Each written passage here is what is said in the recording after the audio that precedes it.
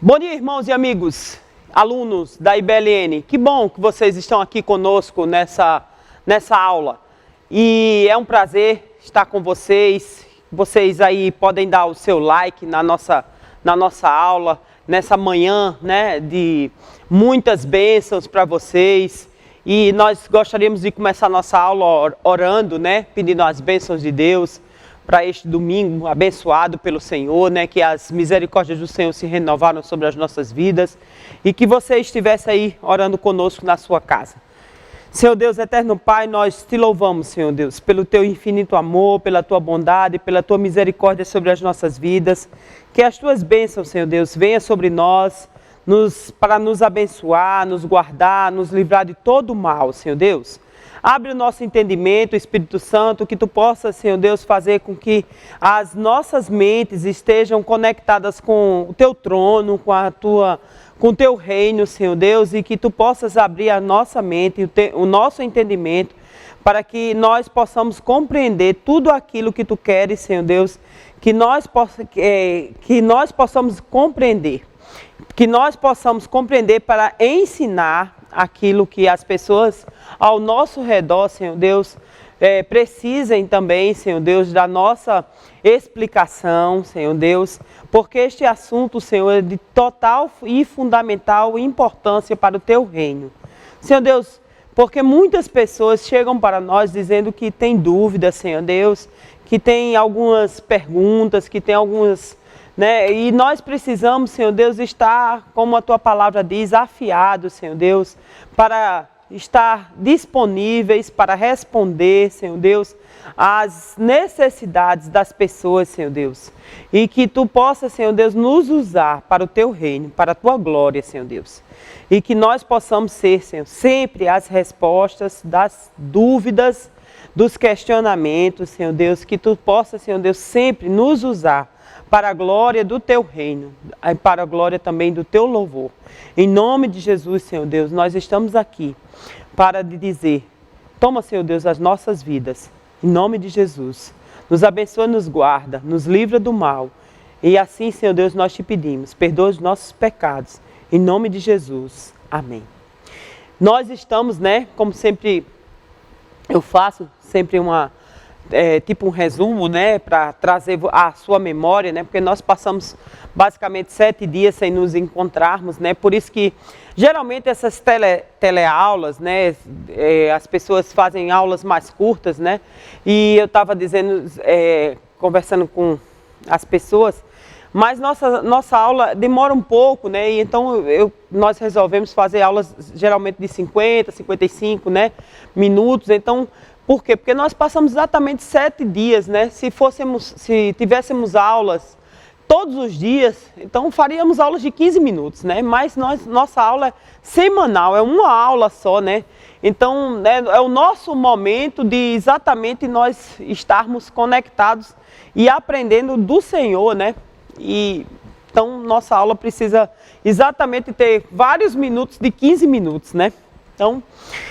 nós estamos exatamente na 11ª aula, E nós estamos no 14º capítulo de Apocalipse, E neste capítulo agora, em especial, nós vamos glorificar, Nós estamos na glorificação dos salvos, E na condenação dos ímpios. Então, é um capítulo dualista, Onde nós vamos ver exatamente a parte dos salvos e a parte dos ímpios, O capítulo 14, ele encerra a 4ª sessão paralela do livro de Apocalipse, Nós temos 7 sessões.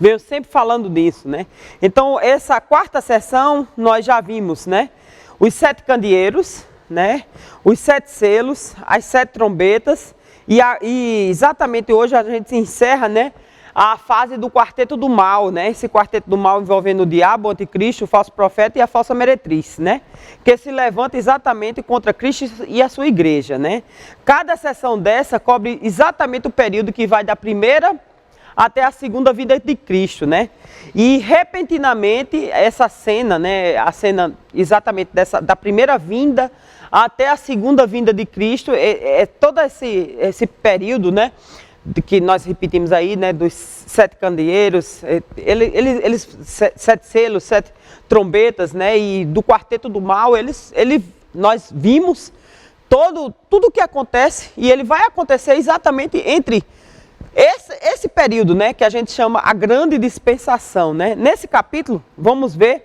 mais uma vez os remidos em glória, né, e os ímpios no juízo final.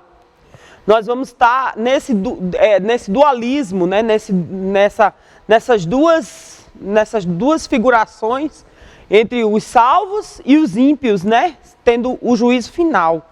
Aqui várias coisas vão ser reveladas, né, e nós vamos ver, uma delas é a igreja está no céu. Entre o verso 1 e o verso 5, nós vamos ver a igreja selada, né, o Cordeiro, e ela começa, né, interessante, a igreja no Monte Sião. O verso 1, ela diz assim, então olhei, né, João tem essa visão, e essa visão, ele parte agora, né, nós estávamos tendo várias visões de João exatamente no céu, né, vendo lá o trono, a sala do comando, né, até eu gosto de brincar, né, fazendo referência, né, então se você tem uma sala do comando, você estava lá e aquela coisa toda, então João agora vai ver uma parte aqui um pouco na terra, né, e lá no céu, mas, né, então dá a ideia que João vê um pouco na terra, um pouco no céu, né, nós vamos ver parte desse dualismo, né. Então João, ele diz assim, no verso 1, né, então olhei, diante de mim estava o Cordeiro, né, e de pé sobre o Monte Sião, e com ele 144.000, né, que traziam escritos na testa o nome dele, do Cordeiro, né, e o nome do seu pai, né. E esses 144.000 são o mesmo grupo, né, que foi selado lá no capítulo 7, no verso 9 ao 11. Você pega a sua Bíblia aí que a gente vai fazer hoje, continuamos fazendo aquele passeio bíblico, né, por vários versículos, inclusive não só de Apocalipse. Nós vamos voltar em vários versículos bíblicos, né, que nos apoiam nessa confirmação do que está sendo dito aqui. Então, os 144.000, ela agora representa verdadeiramente um número, a gente falou na aula passada, várias aulas, é um número simbólico, né, que representa todos os salvos, todos os selados ao longo do tempo bíblico, né, todas as pessoas que acreditaram, creram, confiaram suas vidas a Cristo Jesus, elas vão estar aqui, né? E o texto bíblico, né, o capítulo 14, verso 1, João diz, né, eu vi, né, Cristo em pé no Monte Sião, né, o Cordeiro, né, eu estou dizendo Cristo, mas é o Cordeiro aqui, o texto diz isso, em pé no Monte Sião, e com ele estavam 144.000, né, e o nome, né, que trazia na testa, o nome de seu pai, né.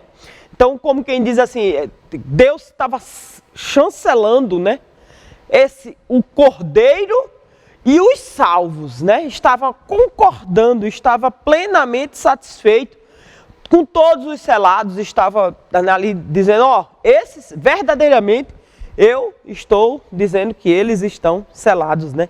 Ele fazia o contraste com os adoradores, né, da besta, né, os remidos que estavam com Cristo, no Monte Sião, eles faziam esse contraste, né? Eu disse a vocês que esse capítulo é um capítulo dualista, né? Entre os selados e os ímpios.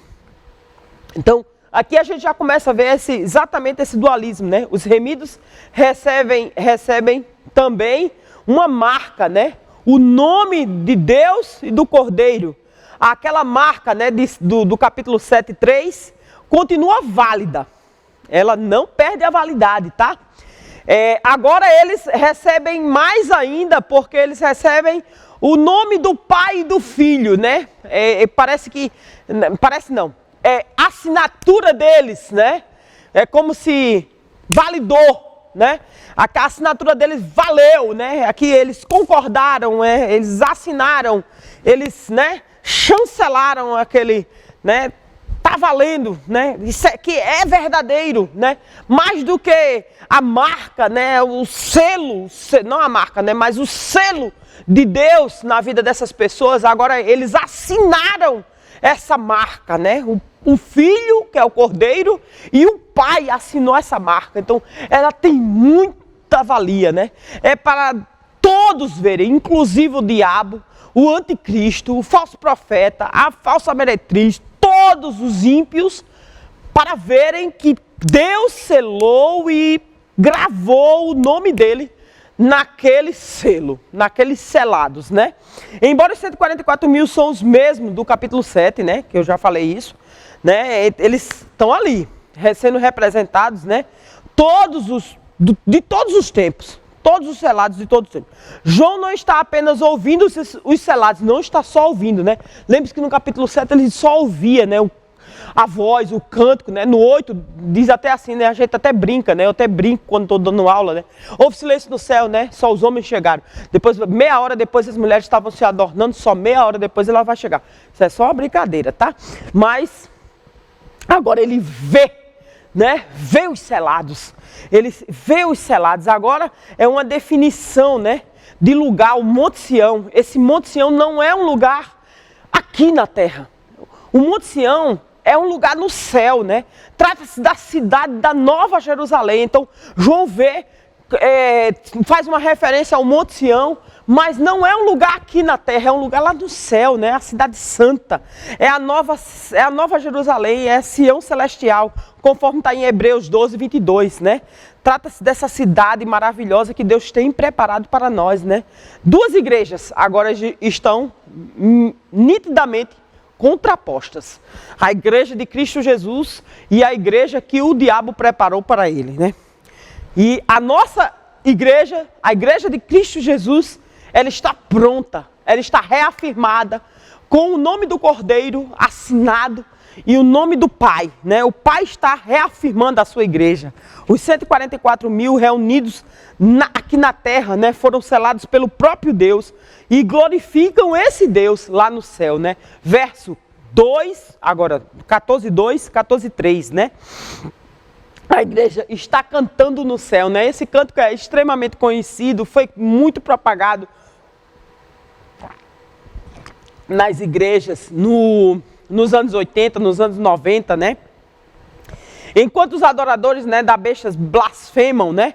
Aqui na terra, né? A besta e seus adoradores cantam cânticos de adoração para ele e blasfemam, né?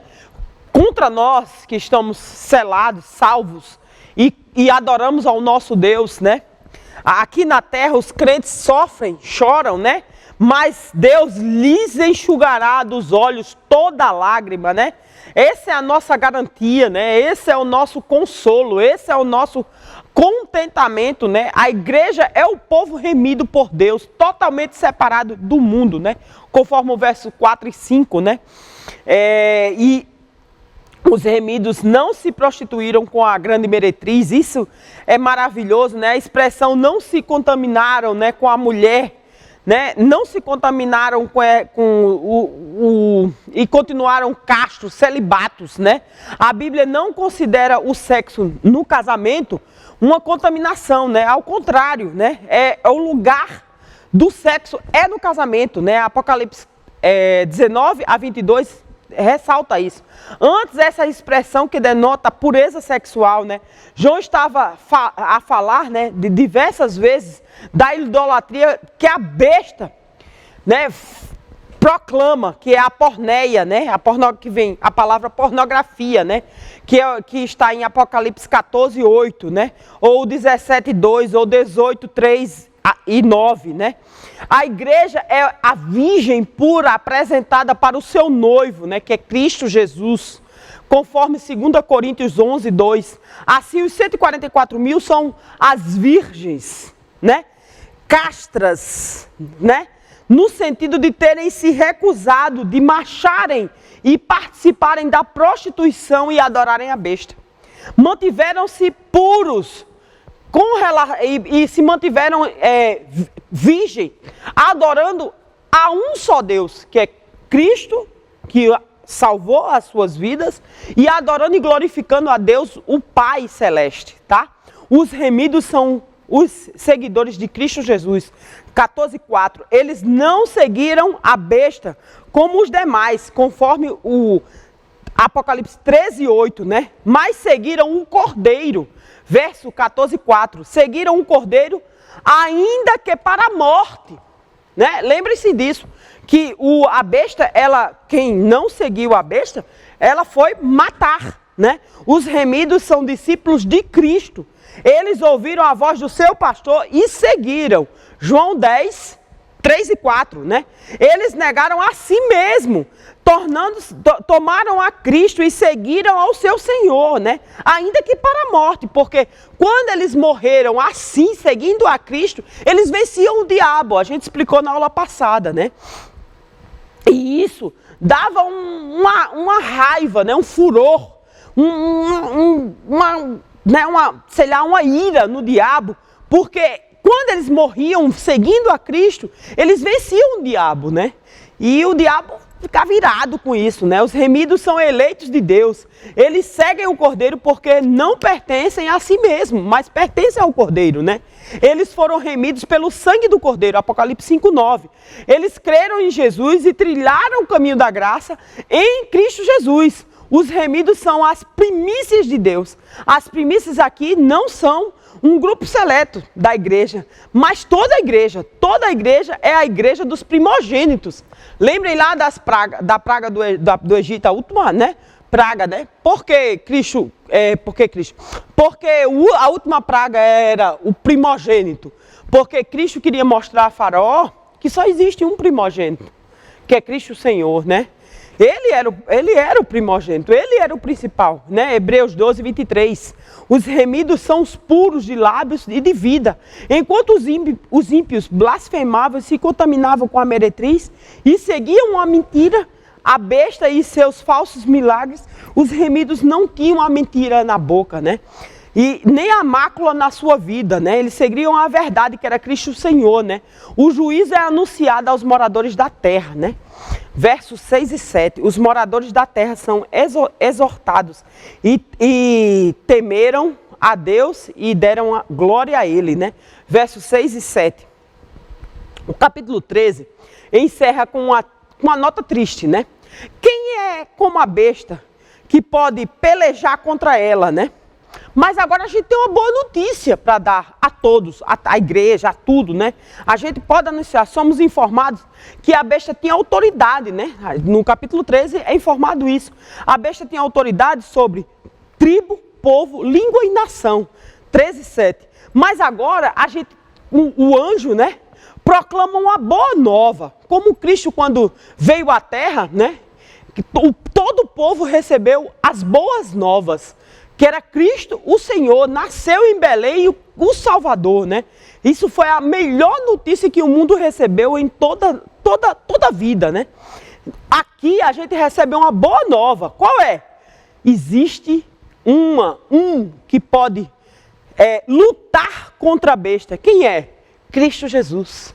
Já derrotou na cruz. Cristo derrotou essa besta, né? Cristo derrotou a besta. Quando? Quando morreu.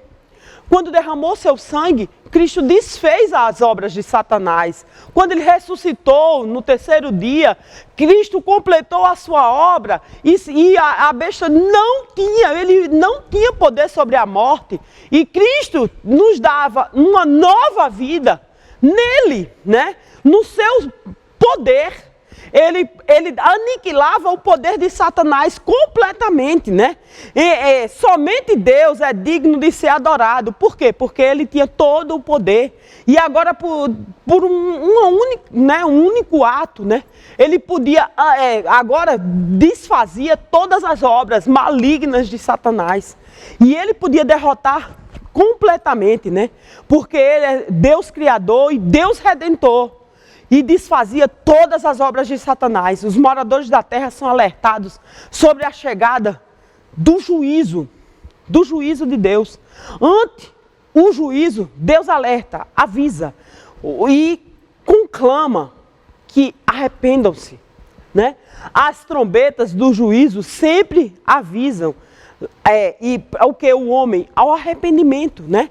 Conforme o Apocalipse 9, 20 a 21 e 16, 8, né? Os ímpios vivem como se o juízo jamais fosse chegar, mas ele ia chegar. 2 Pedro 3, 4. Eles vivem desapercebidamente. Mateus 24, 37 a 39, eles achavam que o juízo nunca ia chegar, que ele não chega, mas o juízo chega. Deus se enche de cólera e derrama da sua ira. Mas agora é chegado o juízo de Deus. É a hora da queda da Babilônia, verso 8. A ira de Deus, verso 10. Do lago de fogo, verso 11. A hora da foice, de chegar o juízo final, verso 16, 19 e 20. Portanto, nenhuma hora, nenhum lugar, nenhuma hora, nenhuma misericórdia Deus ia dispensar o ímpio. A queda da Babilônia é proclamada, verso 8. Um segundo anjo o seguia dizendo, caiu, caiu. A Babilônia que fez todas as nações beberem do vinho, da fúria da sua prostituição, caiu. Infelizmente, a grande Babilônia, né, que tanto foi alertada, né, Deus alertou o mundo, a Babilônia vai seduzir vocês. Não entrem na sedução da Babilônia. Infelizmente, o mundo não ouviu e a Babilônia caiu. E aqueles que seguiam a Babilônia caíram com ela. A verdadeira igreja está no céu e a falsa igreja está arruinada. Ela é grande, mas está perdida. Ela seduziu, enganou, mas agora está caída. A grande Babilônia é o sistema mundano, a religião prostituída que vai estar a serviço da besta e de Satanás para derrotar este mundo. A grande Babilônia age na terra com sedução e perseguição. A grande Babilônia é a meretriz que seduz e engana. Apocalipse 17, 5 e 18, 3. Mas também ela é uma mulher embriagada com o sangue dos santos. Porque o desejo de Satanás é consumir as vidas humanas, trazer para si o quanto mais de vida ele puder. Porque o desejo dele é que as vidas não sejam salvas, mas o desejo de Cristo Jesus foi derramar o seu sangue na cruz do Calvário e trazer as vidas para que elas não se percam por Satanás, e sim sejam salvas das mãos de Satanás, tá certo? Sua sedução, a sedução dessa meretriz, a sedução que o diabo faz através dessa igreja, do falso profeta, do anticristo, do próprio dragão, que é Satanás, é universal. 14:8, leia aí Apocalipse 14:8, a sedução é universal. A ruína da grande Babilônia é completa e definitiva, lembre-se disso. A ruína da grande Babilônia é completa, ela caiu, ela está derrotada. A igreja que foi perseguida é martirizada e vencedora. A igreja de Cristo Jesus, ela foi martirizada, mas ela é vencedora. Mas a igreja que perseguiu e matou os santos de Deus é agora destruída. A condenação dos adoradores da besta, conforme está lá, verso 9 e 12. Os adoradores da besta beberão o cálice da ira de Deus sem mistura, quer dizer, sem piedade, né? Sem piedade. Um terceiro anjo os seguiu dizendo em alta voz, se alguém adorar a besta e a sua imagem e receber a sua marca na testa ou na mão, também beberá do vinho do furor de Deus. Até então, a ira de Deus veio misturada com misericórdia. Lembre disso. Lembre do arco-íris. Lembre sempre quando Deus sempre mandava os seus avisos, ele deixava um pouco de misericórdia para que, né, até mesmo quando ele mandava os anjos do mal, né? ainda fazia a vontade de Satanás, mas ainda ele deixava que a misericórdia dele ainda avisasse, ainda podia ter salvação, né? Ele deixava, a ira dele ainda estava misturada com a misericórdia. Mas agora, ele não tem mais essa misericórdia. A ira dele está sem mistura, né? Ela é ira pura, né? Quando o juízo chegar, os ímpios terão que beber o cálice da ira de Deus sem mistura, ou seja, sem oportunidade de arrependimento. João 3,36. Todo aquele que estão unidos a este mundo perecerão com o mundo. Quem escolher servir a Satanás vai ter que sofrer as consequências. Não existe escolher o mundo e não ter consequências. Você que escolhe o mundo, não é que Deus é ruim, é porque você fez uma escolha. Todas as suas escolhas caminham com as suas escolhas. Quando você escolhe o mundo, Deus deixa que você escolha o mundo. E o mundo tem seus reflexos. Deus deixa que você escolha o mundo. Só que Ele não vai te tirar do mundo. Ele deixa que você escolha o mundo. Só que no final, existe o mundo, a sua escolha é essa daí. É a ira de Deus. Ele só cumpre o que Ele avisa. Então, eles serão atormentados com fogo e enxofre. Isso fala da intensidade do tormento, somente. Os adoradores da besta serão atormentados eternamente. E a fumaça do tormento de tais pessoas sobe para todo o sempre. Os adoradores da besta jamais terão descanso. Os remidos que foram perseguidos e torturados até a morte estão no céu, mas os adoradores da besta estão no tormento eterno. O tormento sem cessar dos ímpios está em contraste com a felicidade dos eterna dos salvos. Isto fala não apenas da intensidade do tormento, mas também da perenidade. Eles vão perenemente sofrer tormentos lá no inferno. Os adoradores da besta estão condenados, mas os que guardam os mandamentos de Deus e a fé em Cristo Jesus não cederão às pressões da besta, conforme 14:12. É melhor suportar as perseguições pacientemente que escapar dela agora e ser atormentados na eternidade. Bem-aventuranças, existem bem-aventuranças dos que morreram em Cristo. Então ouvi uma voz do céu dizendo: escreva, felizes os mortos que morreram no Senhor, de agora em diante, diz o Espírito. Sim, eles descansarão das suas fadigas, pois as suas obras os seguirão. O grande paradoxo, os mortos em Cristo são felizes. Isso não é a voz da terra, mas do céu. Essa revelação não é passageira, mas perene, né? Não são todos os mortos que são felizes, mas os que morreram só no Senhor, os mortos em Cristo, descansam. Não há grande contraste.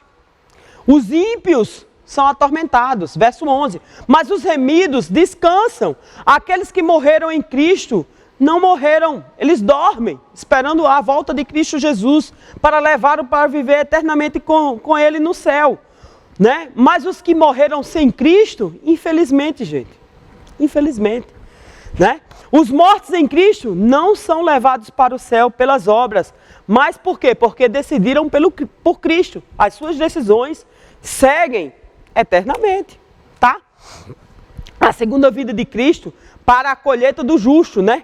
Cristo vem gloriosamente e vencendo nas nuvens. Ele virá, primeiro, fisicamente, pessoalmente, visivelmente, gloriosamente, vitoriosamente, né? Ele virá como subiu, nas nuvens, Atos 1, 9 e 11. Ele virá nas nuvens, conforme Apocalipse 1, 7. Cristo vem para a colheita das primícias, ou seja, reunir os seus eleitos. Vem reunir a mim, a você e todos nós. Verso 15 a 16, né? Então saiu do santuário um ou outro anjo e bradou em alta voz, aquele que estava assentado sobre as nuvens. Então ele vem visivelmente. Ele virá para julgar. Aí ele não vem mais, agora como veio da primeira vez. A coroa da vitória estará sobre sua cabeça e a foice na sua mão, tá? ele virá para reunir seus escolhidos dos 4 cantos. Então, todo, é universal, tá? Mateus 24, 29 e 31. E então se assentará no trono para julgar. Mateus 25, de 31 a 36. A colheita é o fim do mundo. Mateus 13, 39. A seara está madura. Isso significa que a história desenrolará sobre a soberania de Deus. Tanto Cristo como os anjos são ceifeiros. A colheita das primícias para o Senhor. Os remidos são remidos como o trigo no celeiro, mas os ímpios como o joio na fornalha. Deixa eu dizer uma coisa, Mateus 13, 40 a 43. Muitas vezes, a gente estava até lá em casa essa semana e comentamos sobre isso. Muitas vezes, o joio cresce no meio do trigo. E o ceifeiro, o agricultor, ele deixa que o joio cresça. E o joio, ele parece muito com o trigo. É igualzinho. Ele deixa que o joio cresça. Por quê? Porque muitas vezes ele não pode arrancar o joio. Porque se ele arrancar o joio prejudica o trigo. E ele fica lá. Só que o joio, ele não dá fruto. Ele não frutifica. O trigo frutifica. Por isso que muitas vezes a gente, assim, na igreja, às vezes a gente não pode cortar as pessoas que não frutificam. A gente deixa que elas cresçam. Na hora H, né, como Cristo está dizendo aqui, quem é que vai para o céu? O trigo ou o joio? O trigo. Deus tem solução para tudo. Então vamos lá. Quem vai para o céu é o trigo. Mateus 13, 40 a 43. A segunda vinda de Cristo para o castigo final do ímpio. Verso 17 a 20. O juízo para os ímpios será como a vindima. Verso 18. Ainda o anjo, que tem autoridade sobre o fogo, saiu do altar e bradou em alta voz. A ideia aqui não é de uma colheita de frutos, mas de um lagar, né? Onde as uvas são pisadas e esmagadas. E essas uvas são pisadas e esmagadas pelo próprio Cristo Jesus, né?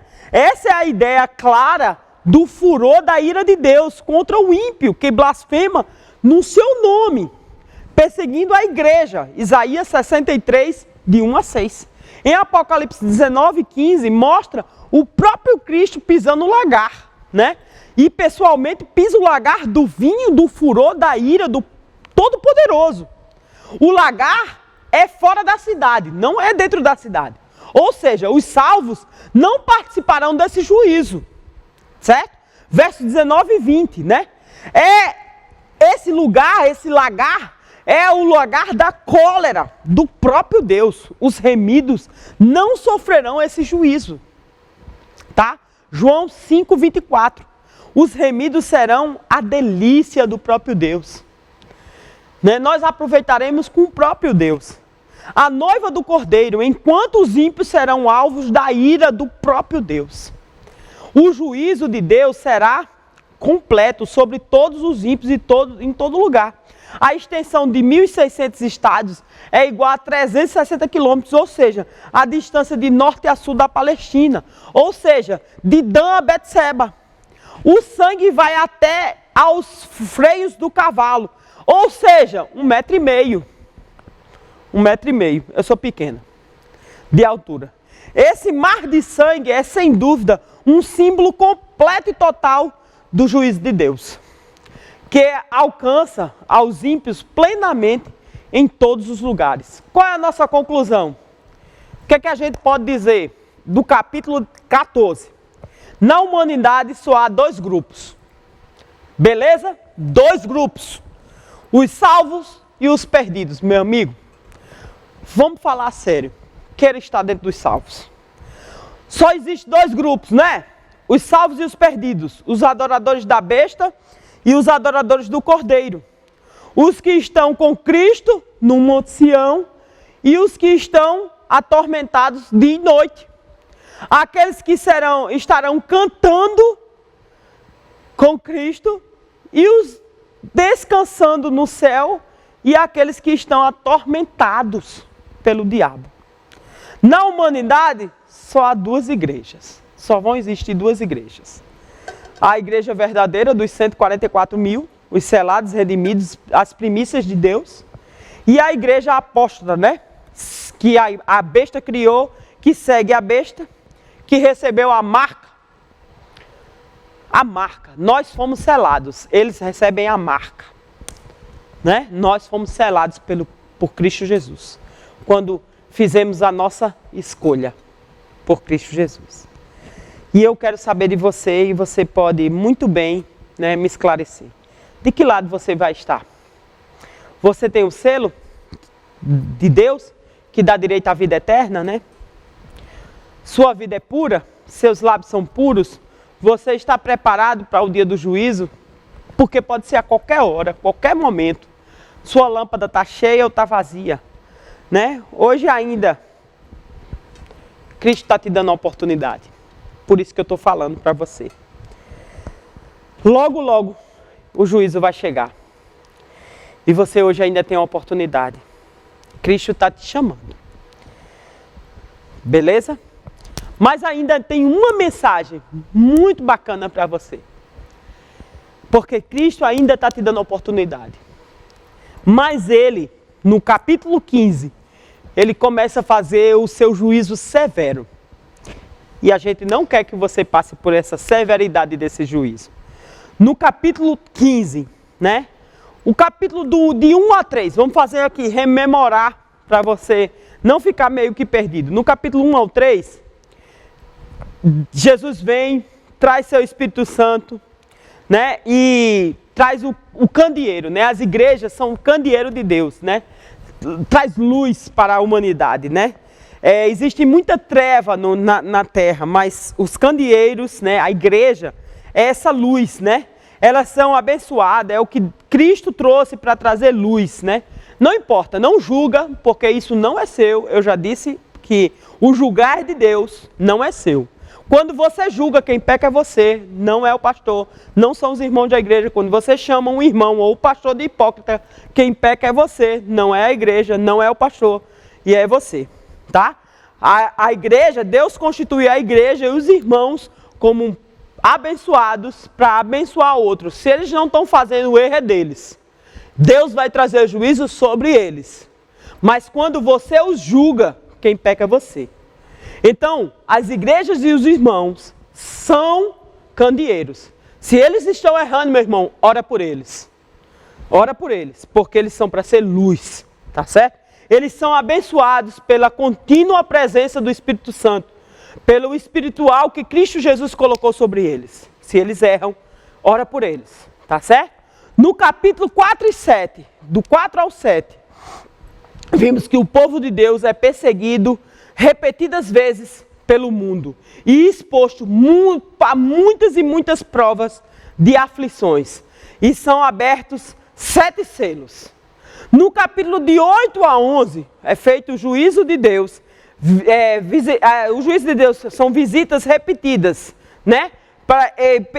O mundo é perseguido, né?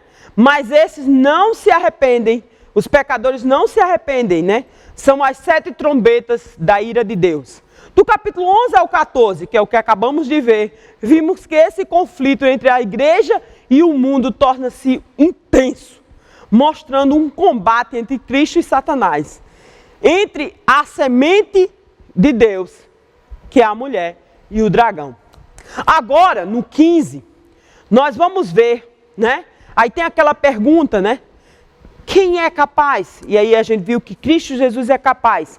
Quando na história, né, as trombetas e o juízo, as pragas, né, não conduzem o homem ao arrependimento e à conversão, o que se sucede, né? Permitirá Deus que esse homem ímpio continue impune, né? O cálice da ira de Deus tem um limite? Que esse cálice vai se encher, né? E a resposta é clara. Quando os ímpios não se arrependem com as trombetas do aviso de Deus, segue-se a efusão da final dessa ira, né? E essa taça que nós vamos apresentar aqui, né? Essas últimas taças, né? Não há um tempo de arrependimento, conforme Provérbios 29:1. Ao ímpio endurecido, com esse coração endurecido, né? A morte se precipitará, né? Mesmo antes de morrer, eles poderão ter cruzado a última linha da esperança e da paciência de Deus na sua ira. Mateus 12:32 e 1 João 5:16. A conexão entre as 7 taças e a ira de Deus e as 7 trombetas, nós vamos começar a ver agora. Essas trombetas são advertências. As taças é a consumação da cólera de Deus. Deus está irado, promete o seu juízo e vai cumprir, né? Verso 1, Apocalipse 15:1, né? Através de toda a história no mundo, né? Repetidas, né? As manifestações repetidas vezes, né? Da ira final de Deus, né? O que é que acontece? Deus se derrama sobre os impenitentes agora. Apocalipse 9:21 e 16:9. Deus agora vai cumprir, né, sem piedade, o seu juízo. Esses impenitentes, né, são aqueles que receberam a marca da besta, seguiram a sua igreja amaldiçoada, né? Apocalipse 13:16 e 16:2. Esses são aqueles que adoraram o dragão e são dominados pelas duas bestas, né? A besta que emerge do mar, a besta que emerge da terra, né? E pela sua igreja, a Babilônia, né? O mundo, o sistema mundano, a grande meretriz, né? As trombetas, apenas 1/3 da terra, do mar, dos rios, do sol, dos homens são atingidos, mas as taças da ira de Deus vai se consumar. Apocalipse 15:1. Agora, né? Tanto as trombetas como as taças se referem a um período de juízo. Já temos visto que todas as 7 sessões paralelas referem-se ao mesmo período.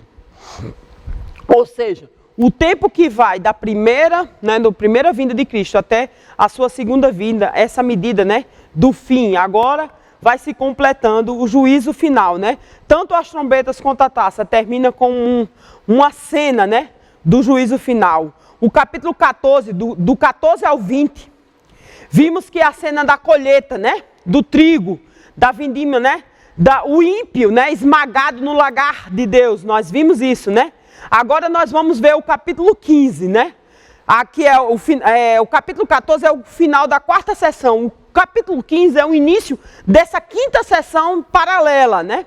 E nós começamos exatamente com esse início, né, e agora final do juízo de Deus. As mesmas forças da maldade que encontramos no capítulo 12 ao 14, né? O dragão, a besta que sobe do mar, né? O anticristo que domina a parte político-social, a besta que emerge da terra, né? O falso profeta, né? São os inimigos, né? A igreja, né? Essa falsa igreja, né? Portanto, são levados a crer no final, né? As 7 taças, né? Atravessa um período da história compreendido pelas 7 sessões. As taças, né? As 7 taças compreende todo o período dessa igreja.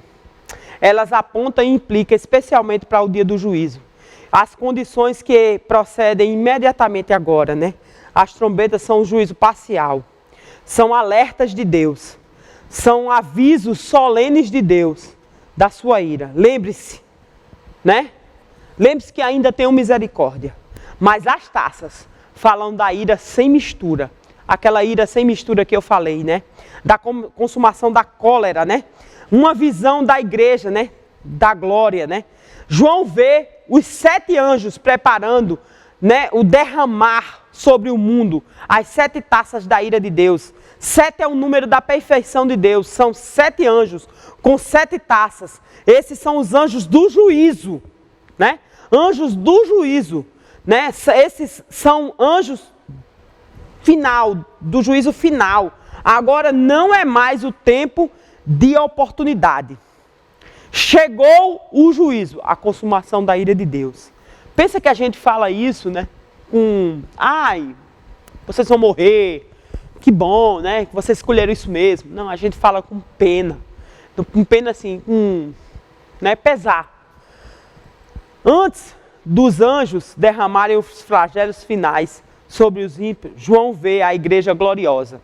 E até tem um hino, né, que nós cantamos muito, eu já falei isso, né? João vê o mar, né? E agora o mar é com fogo, né? Porque se mistura, né? E agora o mar com fogo significa que Deus não tem mais nenhuma misericórdia. João vê esse mar, né? Que significa multidão, né? E essa multidão é vitoriosa.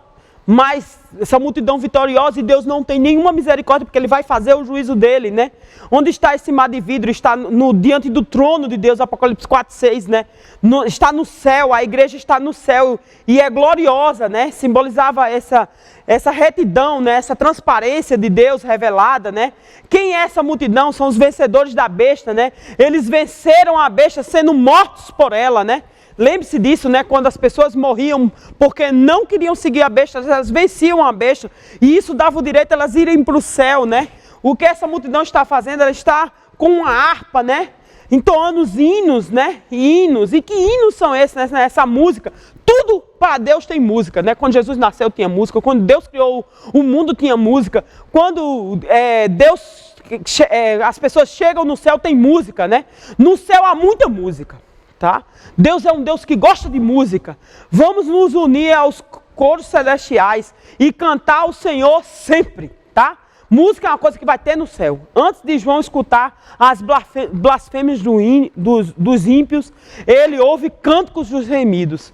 Quais são as características desses cânticos, né? Os mártires não cantam para si, mas cantam para adorar o próprio Deus, né? O céu é um lugar onde os homens são capazes de esquecerem a si mesmo, os seus títulos, as suas conquistas, as suas vitórias e recordam somente a Deus. Quando você contemplar a Deus e a sua glória, nada mais importa. Isso é o céu. Diante da glória de Deus, os mártires esquecem de si. Quando a gente vê a glória de Deus, não importa eu. Não importa você, não importa nós. Só importa Deus, tá? Só importa Deus. Esse cântico exalta a pessoa de Deus. Deus é o Todo-Poderoso, né? Isso é um contraste ao dragão que quer ser adorado, tá? Seu poder, sua autoridade, né? é grande e universal, mas ele quer ser adorado. O diabo é todo-poderoso, mas ele quer ser adorado. Mas é só Deus, o Todo-Poderoso, quem pode ser adorado. E o cântico dizia, né? É o cântico de Moisés, gente, né? O cântico, grandes e maravilhosas são as tuas obras.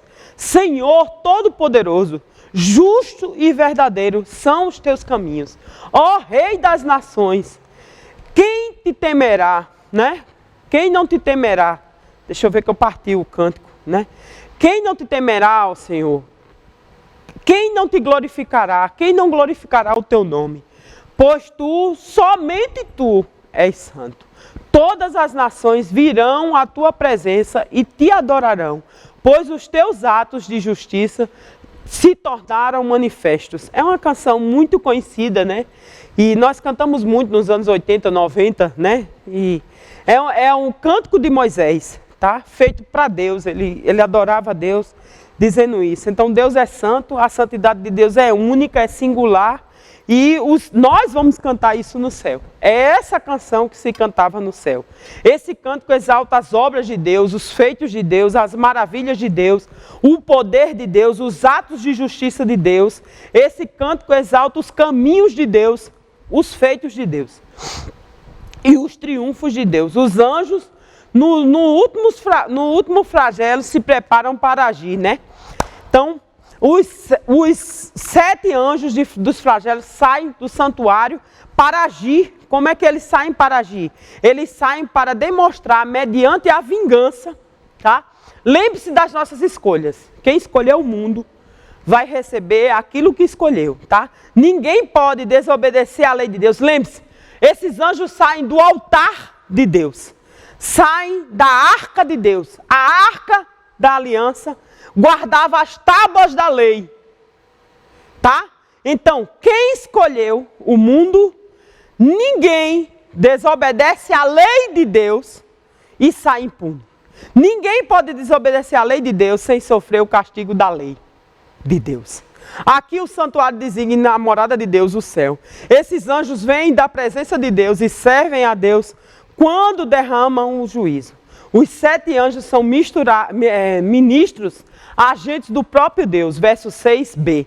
Saindo do santuário, os 7 anjos com as 7 pragas. Eles estavam vestidos de linho puro e resplendor, e tinham cinturões de ouro ao redor de seus peitos. As vestimentas dos anjos simbolizavam 3 coisas. 3 coisas. O povo lá de cá diz que não acerta. 3 coisas. Essas vestes eram peculiares dos sacerdotes. Lembre-se disso. Os sacerdotes representavam Deus aqui na terra. Os sacerdotes eram uma espécie de intermediários entre Deus e os homens. Eles representavam Deus diante dos homens. Esses anjos vêm ao mundo como representantes da ira vindoura de Deus. Certo? Essas vestes eram peculiares de reis. Os reis eram aqueles que decretavam, basicamente, os dizeres. Eles representavam Deus aqui na terra. Esses anjos vêm à terra para derramar os flagelos finais da ira de Deus, como o poder dos reis. Eles são investidos como o poder do rei dos reis. Essas vestes eram peculiares dos habitantes dos céus. Os anjos são habitantes do céu e vêm para a terra para decretar fazer os decretos de Deus serem cumpridos. Então, esses anjos vêm para derramar ou ser cumpridos os decretos de Deus. O cálice de ouro que os anjos trazem estão cheios da ira de Deus. Verso 7. Essas 7 taças da ira de Deus estão cheias, elas atingem o mundo inteiro. A terra, o mar, os rios, os astros, os homens e o ar. Ninguém pode esconder-se da ira do Deus irado, da ira de Deus. Este dia é um dia de treva, não de luz. Os homens desmaiarão de tanto terror. A justiça de Deus é a vingança da injustiça dos homens. Eles não quiseram seguir a lei de Deus. Infelizmente vão receber por suas escolhas. E ninguém pode deter esse juízo ou desviá-lo. Aqui não são catástrofes naturais, nem anjos maus afligindo o ímpio, mas o próprio Deus irado. Os anjos do juízo saem do santuário cheio de fumaça, inacessível. Aqui ninguém sabe realmente o que vai acontecer, né? Quando o tabernáculo, né, ou o templo foi inaugurado, essa fumaça também se tomou conta. Quando Isaías, né, viu o santuário da glória de Deus, esse santuário também se encheu dessa fumaça. A ideia do santuário cheio de fumaça surge da ideia do que? O propósito de Deus serão obscuro para os homens. Nós não sabemos. A glória de Deus torna-se inacessível. Agora Deus está inacessível para tudo. Inclusive para esse homem que não decidiu pela lei de Deus, né? Então, o mesmo templo que era lugar do encontro de Deus com os homens está fechado, inacessível. Agora não há mais tempo, não há mais intercessão. Chegou a hora final, a consumação, o juízo, a ira de Deus. Não tem mais penitência, né? Será derramada, 14:10. Qualquer oposição à glória de Deus agora não existe, né? Qual é a conclusão que nós podemos tirar? Esse flagelo são as respostas de Deus. As decisões dos homens não quiseram seguir de Cristo Jesus, que era a solução de Deus para o mundo. O último e maior esforço de Satanás para derrubar o governo divino, né? Aqueles que parecem escapar agora do juízo dos homens e de Deus, jamais escaparão do juízo final de Deus. Devemos nos voltar para Deus agora. Existe uma chance para você que não decidiu por Cristo Jesus. Agora. Amanhã ou daqui a pouco, não sei. Enquanto é tempo, existe uma chance. Chegará o dia que não vai existir mais chance. Enquanto o mundo está maduro para o juízo, o mundo de Deus, a palavra de Deus está disponível para você decidir por ela. Mas vai ter um dia que não vai ter mais chance. Por isso, nós até somos chatos, somos conhecidos por ser chatos. Porque nós insistimos pela sua vida. Porque Cristo Jesus é a vida eterna. É a solução para a sua vida. Então, quando um amigo seu, um colega, falar de Cristo Jesus para você, reflita, pense novamente. Cristo Jesus é a solução. Deus te abençoe. Que Deus possa guardar a sua vida. Que Deus te dê vida e vida em abundância. Uma nova vida para você. Que esse domingo seja um domingo de bênçãos, que essa semana seja uma semana de muita paz, de muita prosperidade. Que Deus tem muitas bênçãos para você essa semana. Que Deus te abençoe e te guarde. Um grande abraço.